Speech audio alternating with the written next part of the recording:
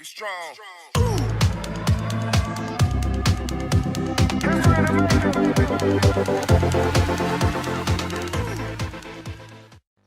Bismillahirrahmanirrahim. Assalamualaikum warahmatullahi wabarakatuh. Ya, alhamdulillahirrahmanirrahim. Ya, pada kesempatan kali ini, yuk sama-sama kita belajar lagi. Ya, kali ini kita mau ngapain ya? Ya, pada kesempatan kali ini kita akan coba mempelajari materi yang berjudul Pengenalan Teknologi Informasi dan Komunikasi. Ya, untuk materi ini bisa dibuka sebenarnya pada buku paket kalian di halaman 87 sampai 94. Baik, langsung saja mari kita pelajari materi yang berikut ini. Namun sebelumnya mari sama-sama kita mulakan dengan membaca basmalah. Bismillahirrahmanirrahim. Pengenalan Teknologi Informasi dan Komunikasi. Pada pembelajaran kali ini, materi apa saja yang akan kita pelajari? Baik, pada bab ini kita akan mempelajari dua pokok bahasan, yaitu pengertian teknologi informasi dan komunikasi, serta mengenal sistem komputer.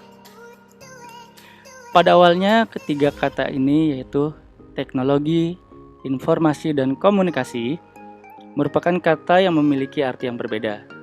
Namun seiring dengan perkembangan zaman, maka ketiga kata ini terkadang menjadi sebuah padanan atau kesatuan kata. Teknologi.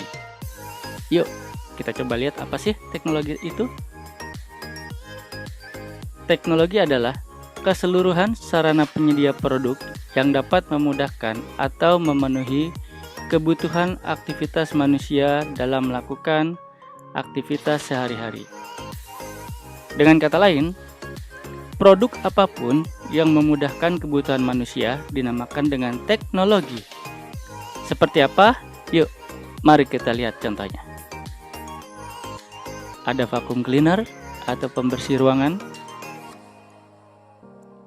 Ada blender. Dan ada kipas angin.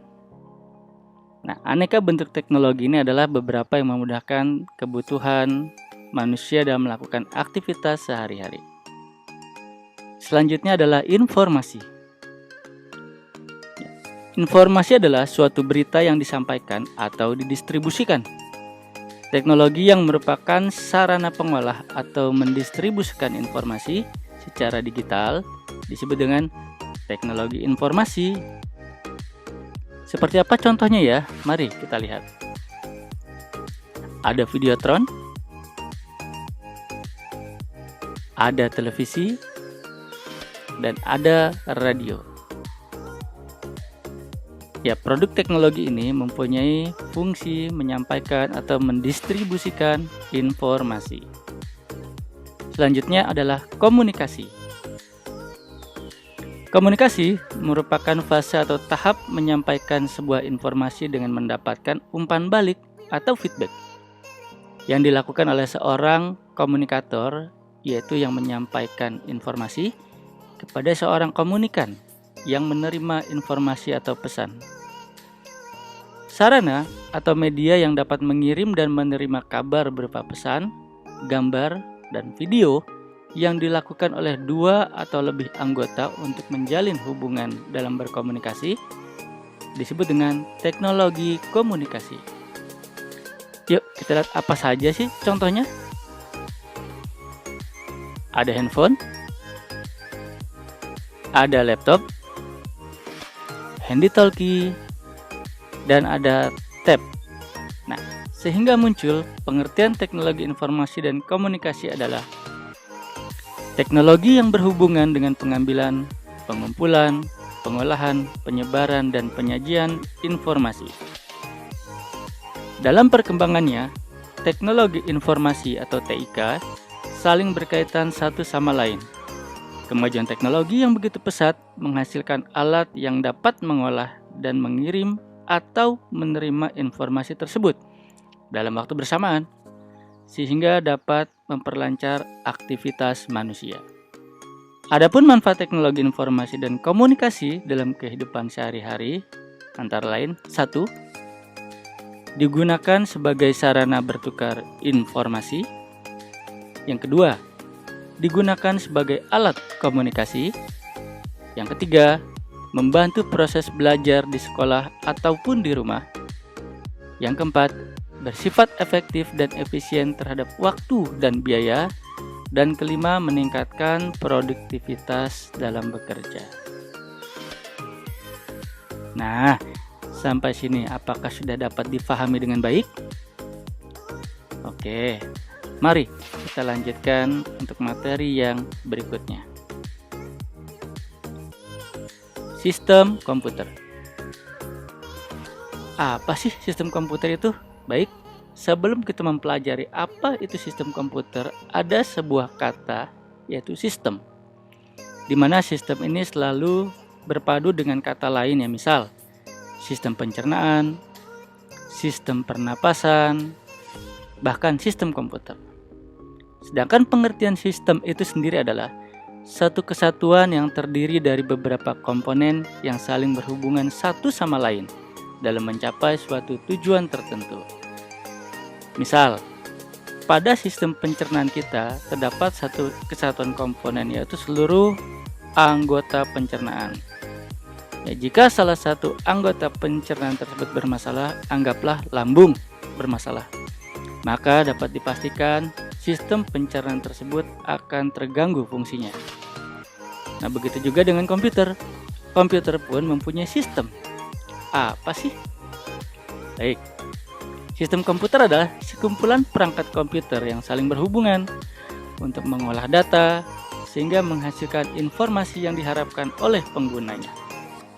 Hingga muncul pertanyaan, sistem komputer apa aja sih komponennya? Ini dia. Ada 3 komponen besar sistem komputer. Yang pertama adalah hardware atau perangkat keras. Berikutnya adalah software atau perangkat lunak. Dan yang terakhir adalah brainware atau perangkat akal. Mari kita masuk ke pembahasan yang pertama, yaitu hardware. Hardware adalah perangkat keras. Maksudnya adalah peralatan yang dapat dilihat wujudnya secara fisik. Hardware ini terdiri dari beberapa bagian. Yang pertama, peralatan input. Berikutnya, peralatan proses. Yang ketiga, peralatan output. Dan yang terakhir, peralatan penyimpanan atau storage. Beberapa contoh dari peralatan input ditampilkan pada gambar berikut ini. Contoh: keyboard, mouse, webcam, joystick, trackball, scanner, barcode reader, touchscreen, dan sebagainya. Perhatikan pada contoh gambar tersebut. Apakah sudah bisa dikenali dengan baik komponen inputnya? Pasti dong. Oke, untuk peralatan perangkat keras atau hardware berikutnya yaitu peralatan proses. Proses adalah peralatan yang mempunyai fungsi untuk pengolahan data. Dalam hal ini dilakukan oleh CPU, ya, atau otaknya komputer. Kepanjangan dari CPU adalah Central Processing Unit, di mana di dalamnya terdapat RAM atau Random Access Memory yang mempunyai sifat sementara, dan ROM atau Read Only Memory yang mempunyai sifat permanen. Di dalam CPU tersebut juga terdapat Control Unit dan ALU atau Arithmetic Logical Unit yang dapat melakukan proses pengolahan dan perhitungan data. Nah, pada gambar tersebut dapat kita lihat yang A adalah CPU itu sendiri, yang B adalah prosesor, dan C adalah memori. Ini yang terdapat di dalam CPU tersebut. Selanjutnya, perangkat kerasnya adalah peralatan output atau keluaran. Contohnya adalah monitor, printer, speaker, plotter, dan modem. Ya, pada tampilan gambar sudah tampak jelas. Yang A adalah monitor, yang B speaker, dan C adalah printer. Peralatan output merupakan sarana yang digunakan untuk menghasilkan keluaran dari data yang diolah. Setelah data diproses, maka dapat dipastikan data tersebut perlu disimpan di dalam media penyimpanan.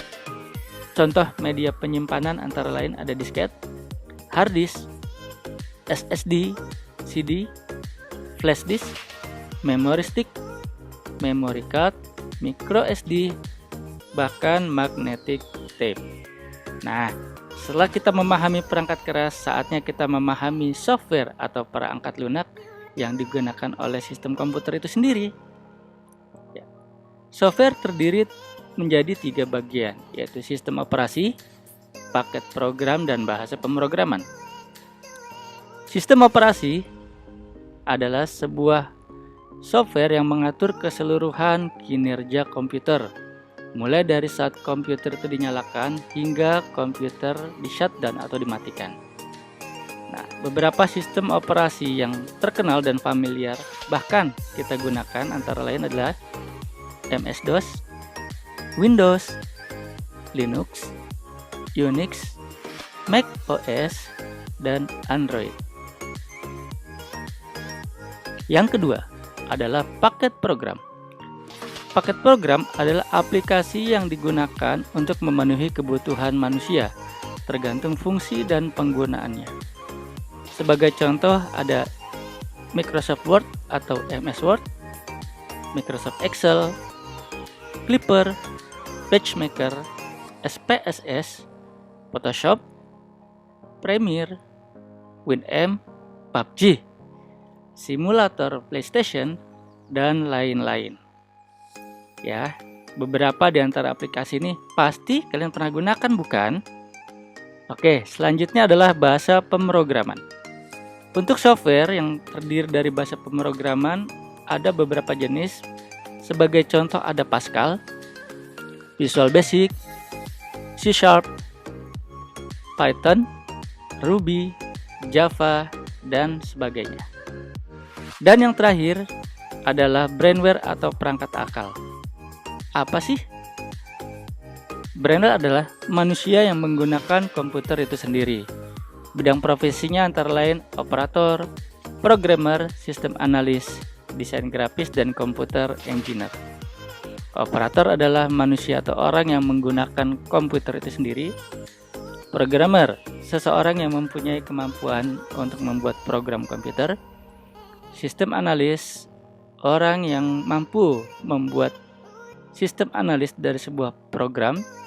Desain grafis, orang yang mempunyai kemampuan desain dalam bentuk grafis. Dan terakhir adalah komputer engineer atau orang yang ahli dalam memperbaiki atau perbaikan komputer. Bisa juga masuk ke dalam golongan ini, yaitu teknisi.